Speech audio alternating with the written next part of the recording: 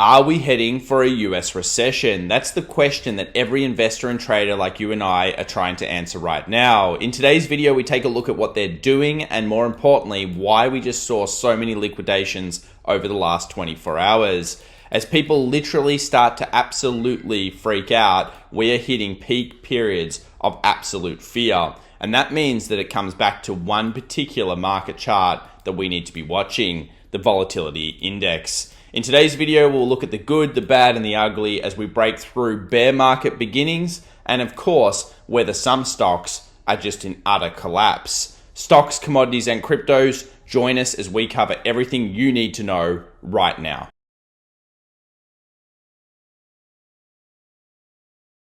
Well, welcome back everybody to the Daily Show. My name's Tom and it is a sea of red around markets as we go through the latest macro data, key levels, and of course everything that you need to be watching as an investor and trader right now. If it's your first time here, then remember, subscribe, smash that alert button, as this is the most pivotal time that we've seen in years for markets, with key levels being broken and indeed absolute maximum fear now starting to encroach on what was a Cascade event.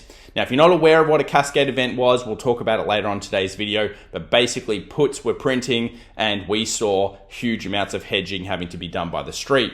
But why was that? Well, it turns out that we've entered into literal bear territory on certain markets. In fact, the Magnificent Seven, which were the leaders of the last 2 years, have now gone from a top to low of over 20%. And whenever you go to basically 20% from the top to low, that generally means you're entering into what they call a technical bear market.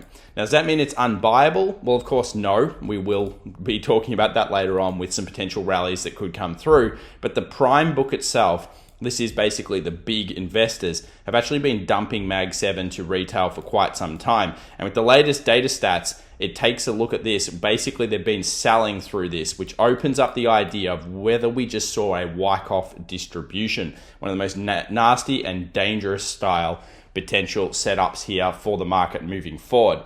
Now, with this, we also could be entering into that negative 10% correction territory for the S&P. And this is something we discussed had to happen this year, and all likelihood, maybe it was going to happen in Q1. However, it is happening at, of course, a speed that people are freaked out about, and more importantly, with some caveats. And those caveats are the US recession, the impending potential here of some problems, some significant problems that could go further. Now, if you do remember in our weekend video, I would encourage you to go watch at least the part about the macro on that. We discussed the idea that if we dropped another 3.5%, that is, went down 3.5% on the NASDAQ, that we would be in troubled territory. In fact, that's only ever happened 3 times in a similar situation, and all led to bear markets.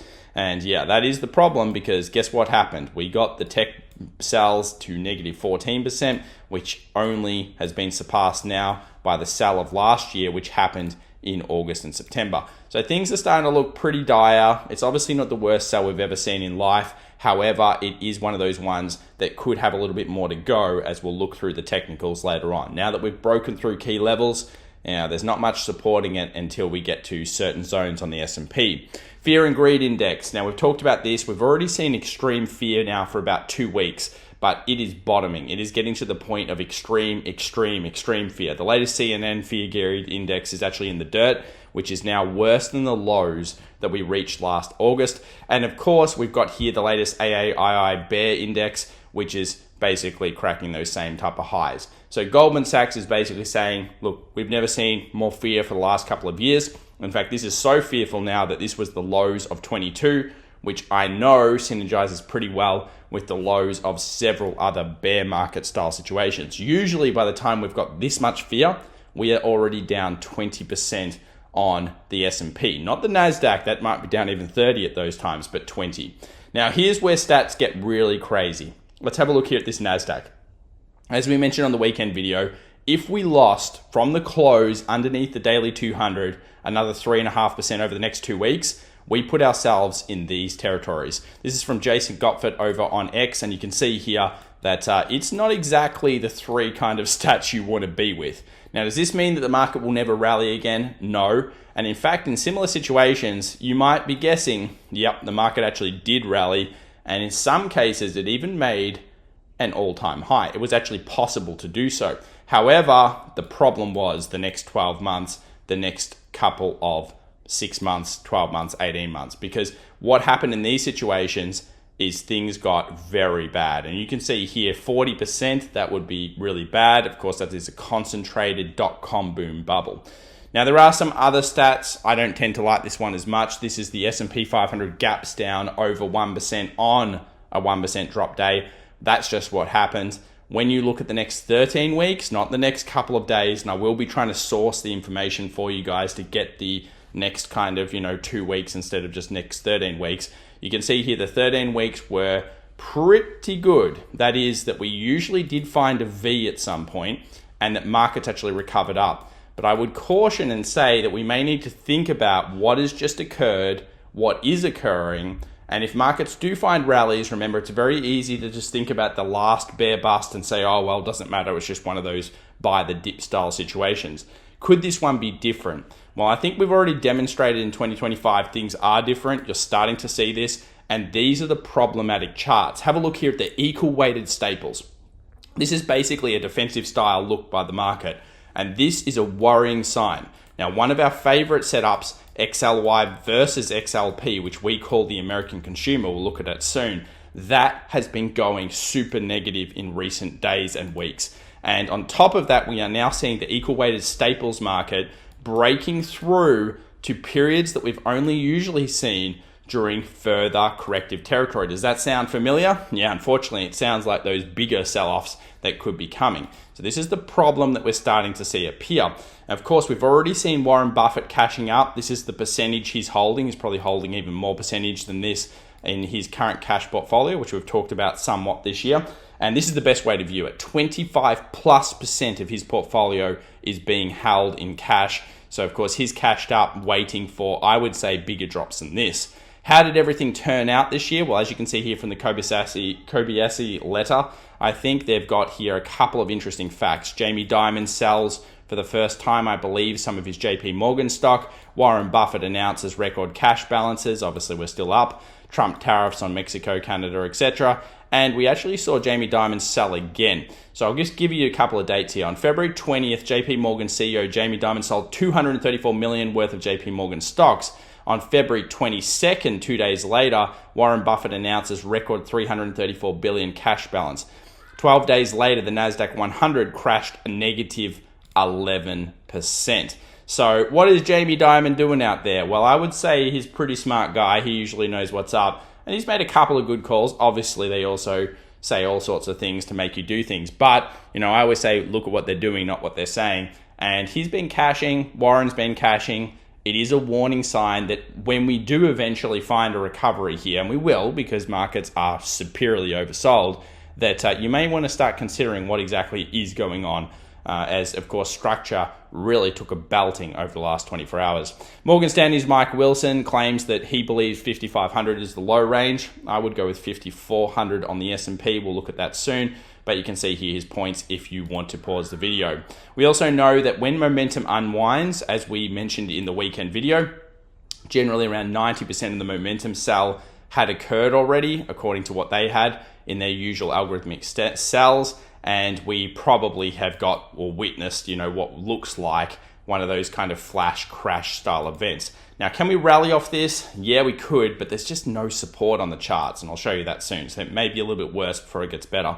Let's have a look at the Russell 2000. Remember, 6 consecutive weeks down, historically been around the lows. Now, it never marked necessarily the exact lows. I think that's very important. If you look here, we still went lower afterwards. And that's a key. Sometimes it was the exact lows. A lot of the time it isn't. Markets tend to do this. They drop, they kind of hit these extreme levels. They drop, they create max fear, and then they do something like that. And that's actually the structure we're looking for. We want that structure to appear on the charts. We have not seen it yet. If we have a look here at call versus put volume on Russell, on the Qs, on anything, as you can see here, puts were across the board. That's why we got such a violent move over the last 24 hours.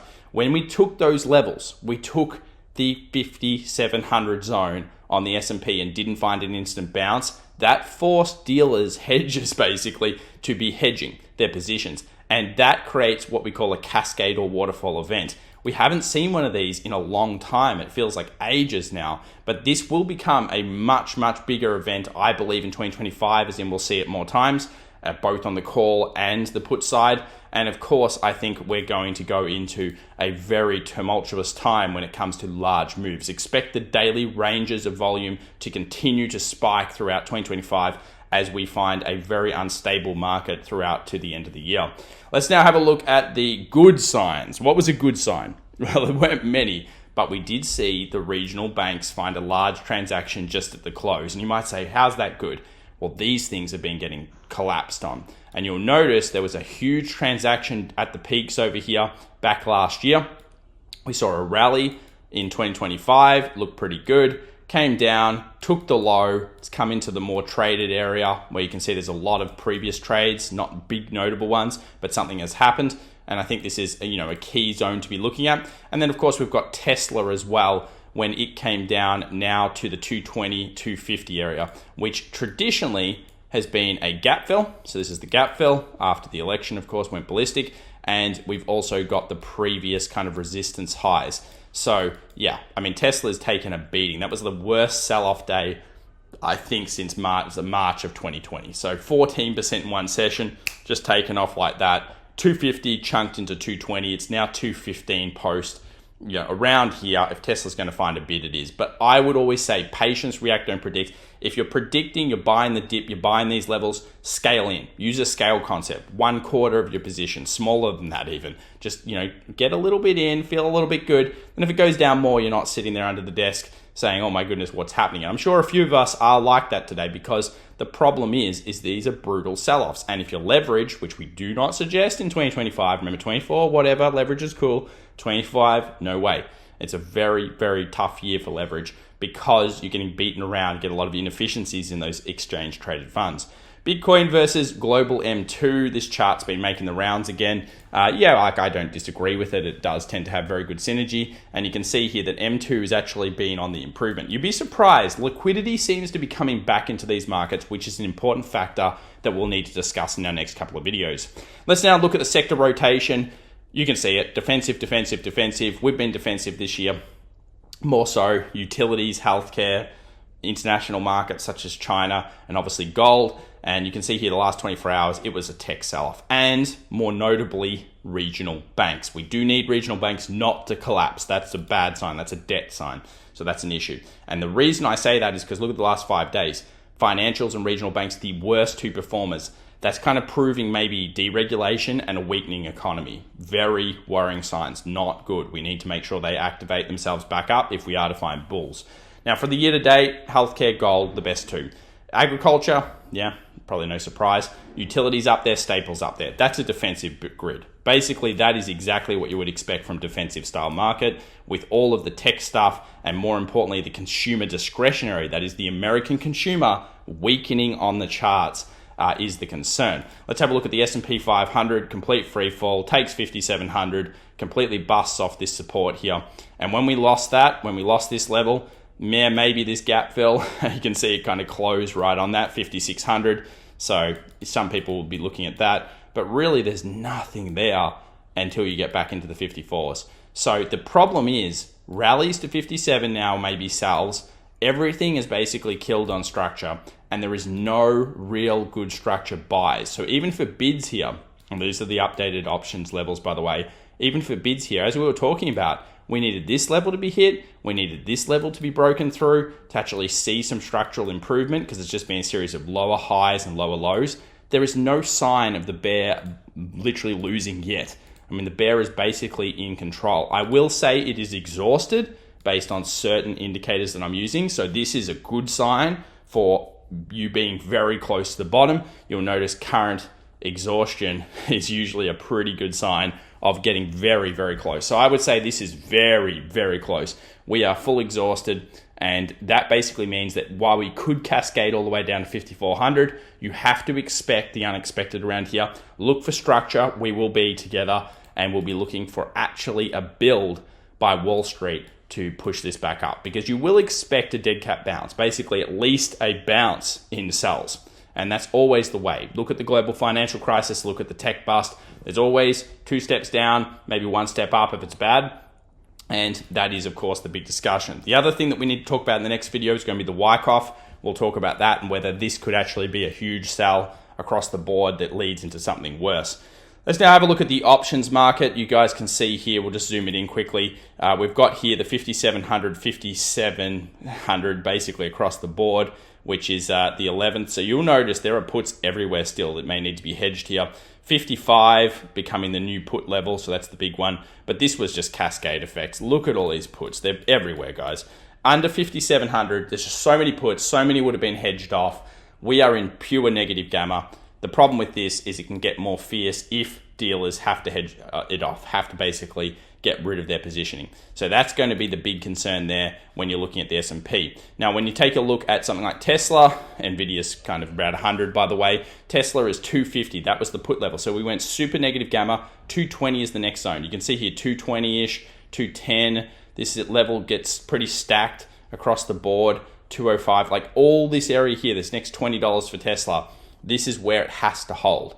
And it's got demand structure, and it also has a ton of puts sitting there. So if it gives up 200 and goes into the 190s and stuff, things could get even worse before they get better. And of course, people are now calling on Elon, get back and actually do some work for Tesla guys, like, you know, poor stockholders getting absolutely smashed. I do feel sorry for people that are holding that because, you know, it's pretty bad. It's retraced a hell of a lot of money. Now let's have a look at the warning signs. We've got bonds market, of course, still up, so there's no reprieve there. Generally speaking, for us to believe in a rally, this must drop. So we need options market bonds to actually drop off. We have not seen that. Usually it could mean there's still worse to come. If we have a look here, consumer discretionary versus staples dropping across the board. Pretty nasty there. And the US 20-year is obviously just floating around, looking a little sickly, which is fine because, of course, this is breeding into things like treasuries improving. But at the same time, you know, it's still a worry. So if we're getting the long yields starting to drop off, the short yield stays high, it kind of encourages, like, basically means the Fed may not be cutting, but the rest of the economy seeing a recession in the future. So, of course, we'll have to look at that closely together. Let's have a look at the VIX. The VIX has spiked up to 27, getting almost to 30. Now, if you go through history, usually when you're looking for a bottom, you're looking for that bonds market indicator, which I'll update you guys on, to actually start flatlining to go down. And you want the VIX to spike and then get crushed.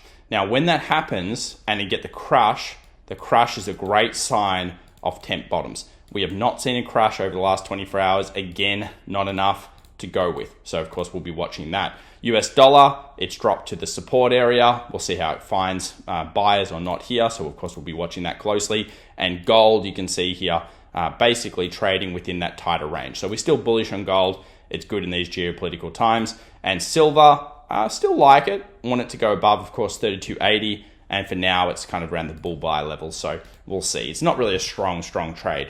What about defensives? XLP, XLV, XLU, all up against the SPY. No surprise. If you've been in healthcare, you'll see the difference. Last 24 hours, down 1 versus the market getting absolutely thrashed. So yeah, it's a year of defensives at this stage. And I actually think it could be becoming the year of potentially some trades on mags. We did see a lot of dark pools come through, and I guess I'll address the dark pools. There are a ton of transactions around these levels. Now, why does that matter? Because the markets can still push lower, push through max fear, and then we see rallies through that. And remember, a big Wall Street trader doesn't really care. Yes, we've got some longer term positioners like Warren Buffett, Jamie Dimon, actually, you know, dumping their long-term holdings potentially a little bit there. But you can see the volume spiking up. There's a lot of transactions and there's a lot of fear. So someone is most likely buying around this demand. We do know that these levels have entered into technical bear markets. These are very interesting zones. And we saw the same thing happen on IWY, which is, again, showing extreme sides of overextended selling. Tesla, 220, 210, 200, anything in here is pretty good. 250 obviously got smashed. That was a little bit of a buy on Friday with the put wall. But yeah, it's full negative gamma, no structure. We'll update the structure soon when we get more information. We've got no structure on Nvidia, but it held better than some would expect. 107 is better than it could have been.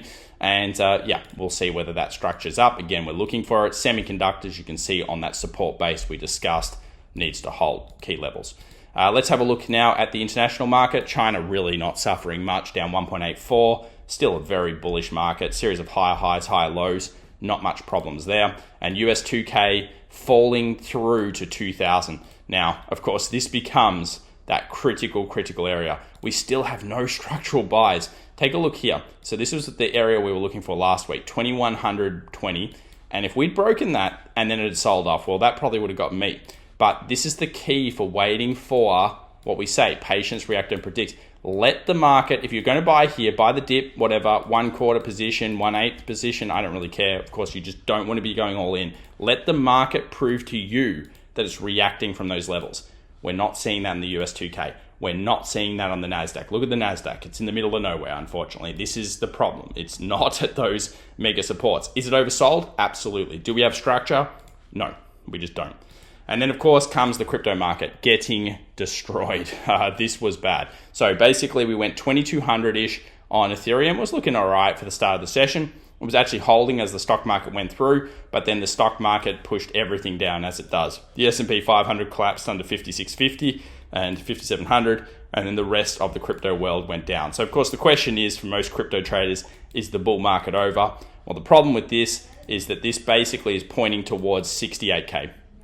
And 68K, yeah, that's kind of nasty. I mean, there's just nothing. The 61.8 dropped, the lows dropped. We're going to need a lot of structural rebuilding to get above this. So for now, people are looking at 73K and 68 as the two levels to watch.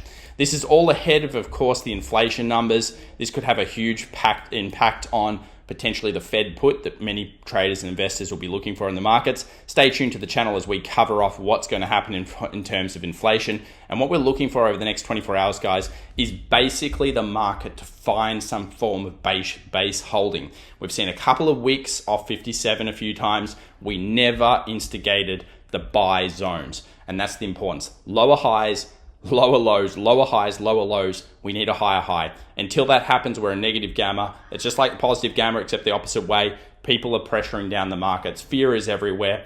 At these times, you have to basically make a decision on, will you be patient enough to wait for those returns? I would think there's going to be a turn soon based on these over-excel extremes and what we've seen in any market, even if it is diabolical. But we have to remember here, these reads, some of these, consumer discretionary, it's getting bad. The bonds market, not collapsed yet, but obviously looking at it, if those things trigger and then we rally back up, I'd be very worried about that rally. Thanks so much, everybody. Subscribe, smash the like button. We'll see you in the next one. Bye for now.